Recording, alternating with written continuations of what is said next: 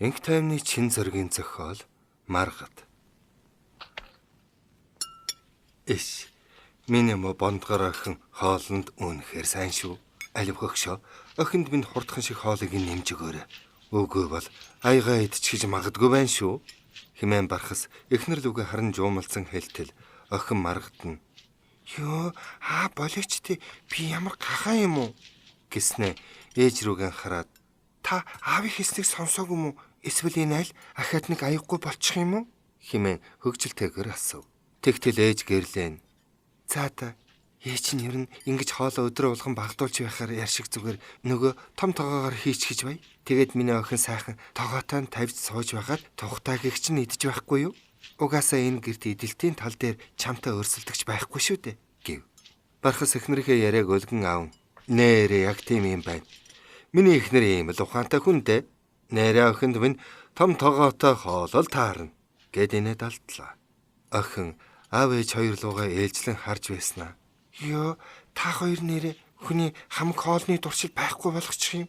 Тэгэхэд ч ер нь их иддэг нь миний буруу юм уу?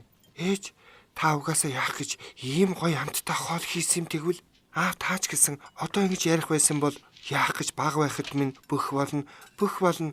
Миний муу охин хүчтэй болохын тулд их идэх хэрэгтэй гэдэл хоолоор шахдаг байсан байж. Одоо ээжтэй нийлчихсэн ганц охиноо шоолж инeen гинэ. За яах вэ? Та хоёр ингэж байгаа юм бол би ганц юм хэлье заа юу. Энэ бол та хоёрын өмнө өгч байгаа Маргад миний тангараг гэснэ. Баруун гарынхаа долоовор болон дунд хуруугаа нийлүүлэн дээш өргөөд бархас авахта Маргад би өнөөдрөөс эхлэн хоолны хатуу дэглэн барьж нарийнхан туранхаа болцоход энэ шинэ жилээр сургуулийнхаа гүнжийн дитмиг авах болно. Хэрвээ би энэ тангарагаас няцвал 3 хоногийн турш худаг тавихгүй мах идэж халбаг тавихгүй хоол идэн өөрийгөө шийтгсвэ. Хэмээн чанга цовоо дуугаар дуржигнуулв. Тэгтэл ээж нь уул галдан алга хавсраад хөөе миний охин хоолны дэглэн барьж чадах уу?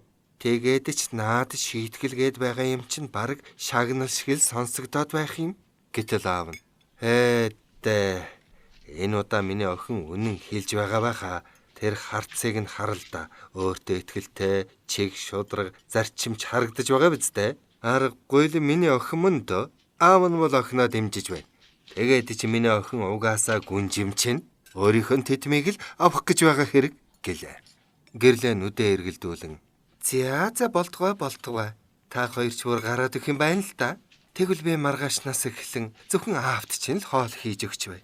Харин чамд зөвхөн байцаа ногоогоор хөнгөн хоол хийж байхад болох юм байгаа биз дээ гэлээ. Маргад хошуугаа цор болгон аав руугаа хараад маргаашнаас миний хэрэглээний мөнгийг нэмэх болох нь дээ хэмээн санаа алдах мэт хэлв. Бархас нүдэн томруулан за тэр чинь яаж байгаа юм? Гэтэл би энэ гэрийн хоолны зардлыг хэмнэх гээд байна. Ингэж өөрийгөө золиослон чухал шийдвэр гаргасан охиныгоо дэмжих хэрэгтэй биз дээ гэв. Бархас эхнэр лүгэн хартал тэр ч мөн өөдөөс нь харан ирүүгээр нь дохиж байв. Инхүү гурвал хэдэн биенээ шоолон бөөн инээд наргаан болцгоолоо. Хичээлийн завсарлага болж хөөхтүүд сургуулийн цайны газар руу явцгах болов. Энэ удаа бусдыгаа хошуучлан явдаг Маргад ангид ангилджээ. Тэгтэл ангийн эрхэс хэмээх хөвгөн хөөе манай анги мантахар Маргад мантун бууснасаа уйдаа юу? Эсвэл ганцаараа нууж идээ цадчихаа юу? Гэж хэлээд маасаатал инээхэд бусд мөн дагаж инээлдэв. Тэгтэл Маргад суудлаасаа босон. Эрхэсэ чи харин чаахан юм итвэл яасан юм? Ямааны 3 шиг туранхай чамайг ямар охин тоохов дээ? Хэмээн хариуг нь барьлаа. Өнөөхөө инээхэ болоод түүнд ойртон тэгээд чам шиг бүдүүн охиныг тоох банд олдно гэж бодоо юу? Наад гизг үзээгээ хараач эмэгтэй хүн байж гэж шивнэх шахан хэлээд ангиас гарч явлаа. Оройн Маргад ихээхэн бохимдалтай гэртээ орж ирэв. Ээж нь охиныхоо орж ирэхийг хараад за чи яачхав? Арай өдөржин юм идэхгүй яваад тэрнтэй уурлаж бохимдаад яваа юм биш үсттэй. Чамд угаасаа хоол сайхан таарахгүй шүү дээ. Зүгээр өмнөх шигээ байвал яасан юм? Гэтэл Маргад үүднийхээ том толинд өөрийгөө харж байснаа. Би ичиж байна ээч. Би ийм бүдүүн тарган байхасаа ичиж байна. Яагаад бусад охтууд тийм гоё биетэй хөөрхөн царайцтай байхад би яагаад тарах юм? Цаашдаа ийм байдалтай ахаад хичээлд явхаас ч айч байна. Ээч би яах ёстой юм? гэж хэлээд мэгшин ойлов. Ээжийнхэн сэтгэл зовнон охиныхон дэргэд ирээд "Хөөе, миний охин юу болов? Хэнийг миний охиныг гомдоосон юм уу? Миний үр яасан юм? Ээжтэй хэлээчтэй" хэмээн арга дунгүй асуув. Маргад нүрээ даран доош суун уйлж "Ээж, би турмаар байна. Би бүдүүн байхаас залхаж байна. Та надад туслаач те. Надад үнэхээр хэцүү байна" хэмээн хоолой чичгнүүлэн өгөөлөв. Ээж нь охиноо тэрэн өрөвдөн хайлж тинхүү хоёул уйлалтан зогсож байтал гаднаас бархас ороод ирэв. Тэр эхнэр охин хоёрынхоо байгаа байдлыг хараад "Миний гүнжүүд яагаад үйлсэн юм? Алив, миний охин яасан юм?" хэмээн охиныхоо нулимсыг арчин асуув. Охин нь юу ч дуугаралгүй зогсох тул бархас эхнэрийнхээ магнаг өнөрлөн "Минийх нь алив юу болсныг хэлэхгүй мүү?" хэмээн аядуухан асуулаа.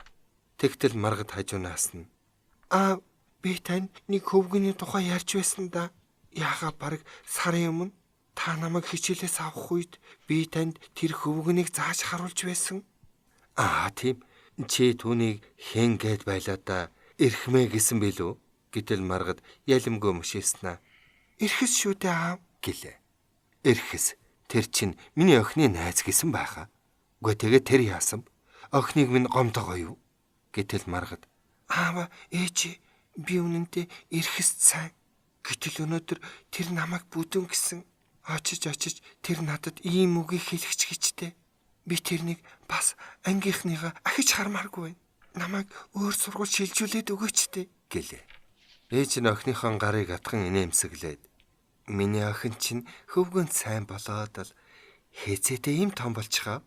Аав ээж хоёр нь чамайг үргэлж баг нь ялахаар чинь төсөөлж явсаар ийм зүйлийг ч анзаарахгүй байх гэж. Миний охин юунд ч битгий санаа зов. Аав ээж хоёр нь байна. Одооноос охиныхон турх хүсэл эрмэлзлийг ямар ч байдлаар дэмжих болно. Миний охин сэтгэлийн хаттай байна шүү" гэлээ. Бархас охиныхоо үсийг чихнийх нь араар хийгээд "Тэр эрхэс ч ёстой нүүдгүй залуу байна да. Ийм хөөрхөн охиныг минь гомдоож байдаг. Миний охин чинь үнэхээр хөөрхөн шүү дээ. Торомгораалаг нүдтэй, бас ээжийнхэн ийм гоё хамрыг авчихсан. Шулуун шудрах хэрнээ уйхан зөөлөн сэтгэлтэй. Аав нь чамаас ээжий чинь залуу насыг хардаг да. Би гэдэг хүн ийм үдсгэлэнтэй хоёр бүсгүйтэй амьдарч байгаадаа өөрийгөө их азтай гэж бодож явдаг юм шүү" гэлээ. Маргад нүдэндээ нулимс цээлэгнүүлэн аавыгаа тэврээд "Та хоёртой л хөөрхөн байх та. Гэхдээ охин нь заавал турна. Тэгээд ирэхэст ямар хөөрхөн охин болохоо харуулна та" гэхэд ээж аав нь түүнийг тэврэн гурвал бие биесээ түшин хэсэг сууцгаалаа. Маргааш өглөө нь Маргад хичээлдээ явхаар гэрээсээ гартал гадаа зөөлөн цас будран орж байлаа. Тэр гараа тосон инээмсэглээд ургаш хартал санаанд оромгүй нэгэн хүлээж байх нь тэр. Маргад дотроо ихэд гайхсан боловч гаднаа үл тоосон байдал үзүүлэн хажуугаар нь гарах гэтэл эрхэс "Маргата, өчигдрийн явдалд намайг уучлаарай" хэмээн сулхан бовтнов. Маргад түүнийг ууртай хараад "Бүдүүн охиноос юг нь уучлахгүйсэн юм? Тэгээд ч чиний зүв байсан. Би эмэгтэй хүн байж өөртөө анхаарч байгаагүй. Харин ч миний арчаагүй зан сануулж өгсөнд баярлалаа" гэж хэлчихэд эргэн алхав. Эрхэс түүнийг гүйцэн хажууд нэрээд "Үгүй Маргада, чи тийм ч тархан биш шүү дээ. Яг л ийм байгаа чинь бусдад таалагддаг байх. Бас надад ч гэсэн таалагддаг. Зүгээр л өчигдрийн хувьд би өөрийн мэдлгүй чамд муухай үг хэлчихлээ. Намайг уучлаач Маргада. Би одоо өөр байх болно" гэв. Маргад түүний үгийг үл тоон хэд алгаснаа. "Ер нь чи намайг яаж мантун буус гэж дуудаж чадва? Муу өөдгөө амтэн. Би бүр ботхоос дургүй хүрээд байна заа юу" гэлээ. Эрхэс толгой гудайлган "Бэ өрчүнжин өөрийгөө зэмлэж хонлоо. Болдгсон бол үгээ буцааж авахсан. Чийл уучлчих бол би чамд алдаага засаж харуулнаа" гэв.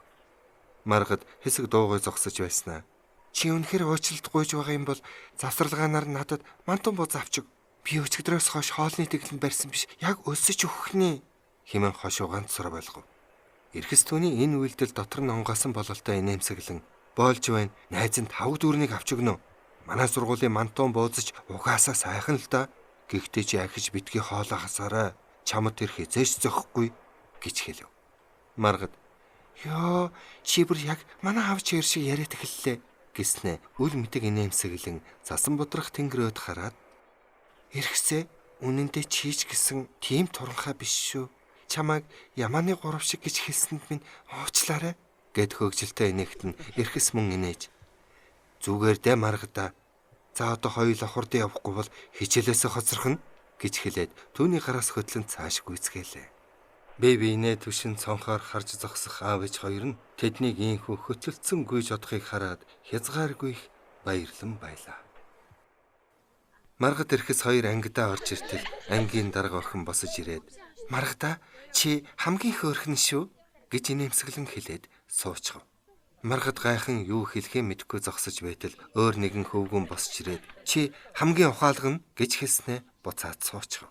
Түүний хойноос бүгд ээлж дараалан босож "Чи хамгийн өгөөмөр, чи хамгийн сайхан сэтгэлтэй, чи хамгийн эгдүүтэй, чи хамгийн тусч, чи хамгийн гоё инээдгэн" гэх мэтээр бүгд гайхалтай сайхан үгсийг түүнд хэлцгээлээ. Маргад амаа даран гайхаж баярлсандаа нулимс мэлтгэнсэн нүдээр эрхэс рүү хартал тэр "Чи хамгийн бондгор нь, гэхдээ энэ бол чи өөрийгөө өөрчлөх гэж хичээх хэрэггүй дээ. Хүмбэр математикч байх албагүй гэдэг шиг хүмбэр туранхай байх албагүй шүү дээ. Ялангуяа чи бүрч албагүй. Маргада надтай үерхээч" гэж хэлээд гартаа цэцэг барин түүний өмнө сөгдөн суулаа. Зохиолыг бичсэн Энх тайвны Чин зориг, зохиолыг уншсан Ойдмын Батсүх.